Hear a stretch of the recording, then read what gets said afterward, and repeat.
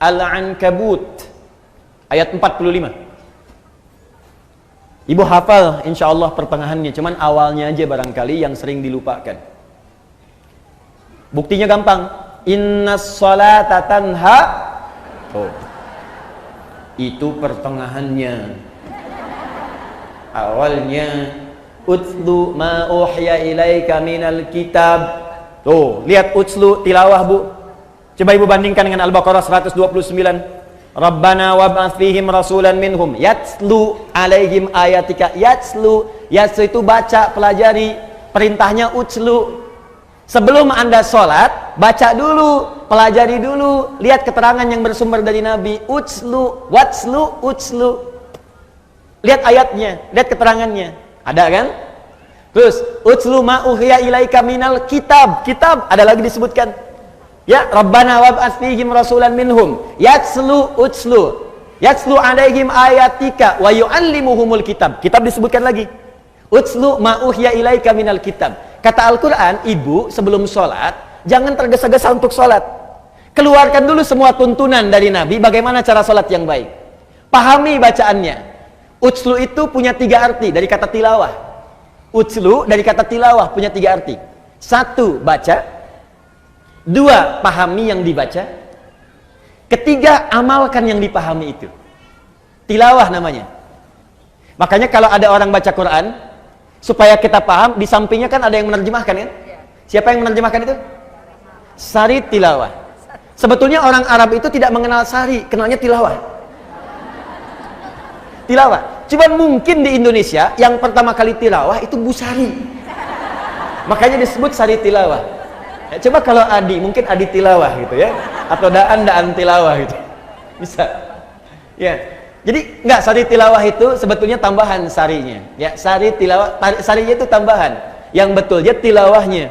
Cuman karena mungkin pertama kali yang tilawah Bu Sari, makanya sari tilawah. Tapi poinnya, kenapa ada sari tilawah? Supaya bisa memahamkan kepada kita apa yang dimaksud bacaan tadi.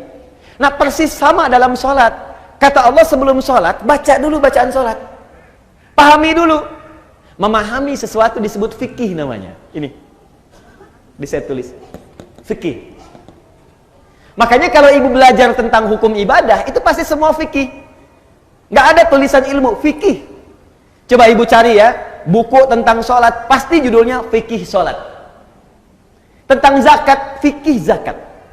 Tentang haji umrah, fikih haji. Ibu nggak akan temukan buku judulnya ilmu sholat. Nggak ada. Ilmu haji nggak ada. Yang ada fikih. Apa maksud kalimat fikih ini? Paham. Maksudnya kata Allah, hei engkau, kalau engkau ingin khusyuk dalam sholatmu, ingin nikmat sholatmu, maka pahami bacaan dan gerakan sholat itu. Jangan sampai engkau sholat tapi tidak mengerti yang dibaca. Coba jujur pada diri kita masing-masing ya. Jujur saja.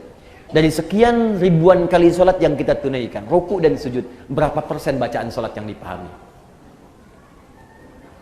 Tuh. Katanya ibu pengen khusyuk tapi nggak ngerti yang dilakukan, bagaimana bisa khusyuk? Ruku tapi nggak paham bacaan ruku. Sujud nggak ngerti bacaan sujud, mustahil kita bisa mendapatkan kekhusyuan itu. Nah, ini bagian pertama, utslu ma uhya ilaika minal kitab. Ini kitab ini. Kemudian wa aqimis shalah, setelah paham tadi bacaan gerakannya, tunaikan salat. Ini. Sekarang perhatikan, apa hikmah tertinggi dari salat itu? Teruskan ayatnya. Innas sholata tanha 'anil fahsya. Itulah akhlak. Kata Allah, kalau salat seseorang benar, maka ukurannya adalah dia akan terbebas dari perbuatan keji dan mungkar. Di salat yang ditunaikan dengan benar. Salat yang ditunaikan dengan benar. Ada alif lamnya, Bu. Ingat ya, ada alif lamnya. Kalau tidak ada alif lamnya, salat itu artinya umum, salatnya bebas. Ibu mau cepat-cepat, mau lambat silahkan, mau khusyuk, mau tidak bebas. Tapi kalau ada alif lamnya disebut alif lam ma'rifah, khusus sesuai ketentuan. Dan semua bacaan sholat dalam Al-Quran, semua bacaan sholat, kalimat sholat dalam Al-Quran yang bermakna ibadah, dari mulai takbir sampai dengan salam, seluruhnya menggunakan alif lam. Kalimat sholat pertama Al-Baqarah ayat 3, alladzina yu'minuna bil ghaib wa yuqimunas shalah. Al-Baqarah 43, wa aqimus shalah. 45, wasta'inu bis sabri was shalah. 153, ya ayyuhalladzina amanu ista'inu bis sabri was shalah. 238, hafizu 'alas shalawat. Quran surah ke-11 misalnya ayat 114, aqimis sholata tarafail lail. Quran surah ke-17 ayat ke misalnya 78, aqimis sholata liduluki syamsi. Selalu pakai alif lam.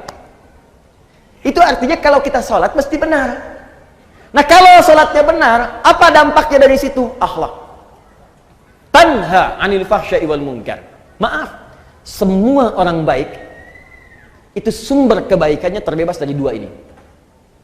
Mohon izin Bu ya, kalau ibu anaknya, cucunya, atau kita sendiri ingin baik, rumusnya gampang, bebaskan dari dua sumber ini, tidak ada yang ketiga. Di keburukan itu cuma dua, kalau bukan fahsya pasti munkar, kalau bukan fahsya pasti munkar. Apa itu fahsya? Keji. Apa itu keji? Fahsya. Fahsya keburukan yang bersumber dari syahwat. Pornografi, porno aksi, LGBT, yang jorok-jorok, yang kotor itu fahsya. Awas, hati-hati. Saya ulang ya. Pornografi, porno aksi, LGBT, homo, lesbi, transgender, sejenisnya itu fahsya namanya. Jadi mustahil ada orang sholat berbuat fahsya, mustahil. Makanya ketika seseorang sholatnya benar, itu pasti akan memberikan perisai pada dirinya dari perbuatan fahsya. Nih Bu ya, gak usah jauh-jauh. Kalau sholat kita benar, ibu lihat gambar di handphone, buka misalnya, ya, begitu ingin lihat berita, tiba-tiba ada gambar yang tidak elok. Itu kalau sholat kita benar, dalam hati kita ada yang disebut dengan burhan namanya. Apa namanya? Burhan. Itu ada Ustadz Yusuf Burhan. Burhan. Laula an ra'a burhana rabbi. Burhan. Burhan itu petunjuk Allah. Saya ulang ya. Burhan itu petunjuk Allah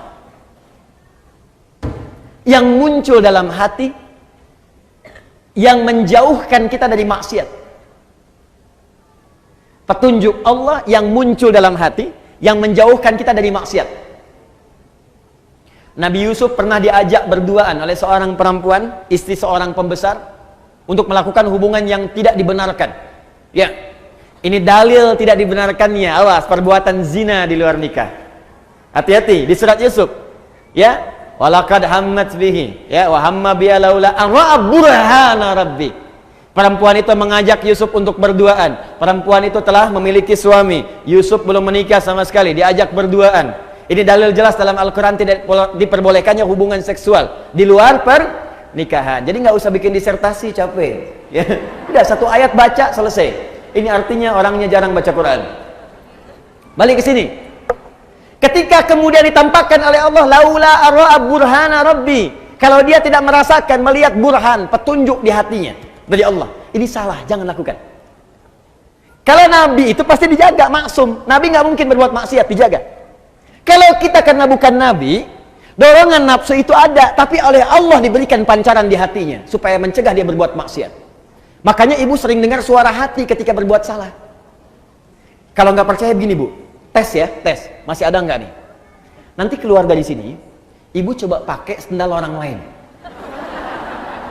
Ngetes, awas, bukan dia lakukan, ngetes. Pakai aja, punya saya, kata Ustadz Adi.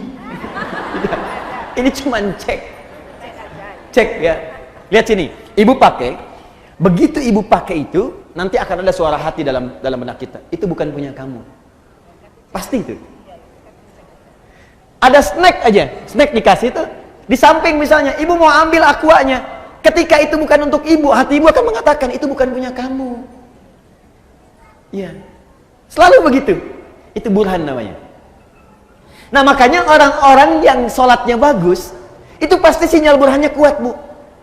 Nggak percaya silahkan. Semakin banyak sholatnya, semakin tinggi kualitasnya. Bahkan jangankan yang fardu, sholat sunnah dia buru, tahajud dia kerjakan, sholat duha dia lakukan, rawatib tidak pernah tinggal, sholat mutlak dia lakukan, semua jadi sholat dia koleksi. Kalau sudah dikerjakan semua ini, demi Allah saya katakan, mustahil dia akan berbuat fahsya, mustahil. Sebaliknya, kalau ada orang masih berbuat fahsya, senang berkata kotor, apalagi berbuat seperti yang tadi, pelaku di pornografi, ada porno aksi, aktif di LGBT, tapi masih kelihatan sholat, itu pasti ada yang salah dalam sholatnya. Ada yang keliru. Karena mustahil sholat itu bersanding dengan perbuatan maksiat, itu mustahil. Jari orang tahiyat tidak akan berbuat maksiat.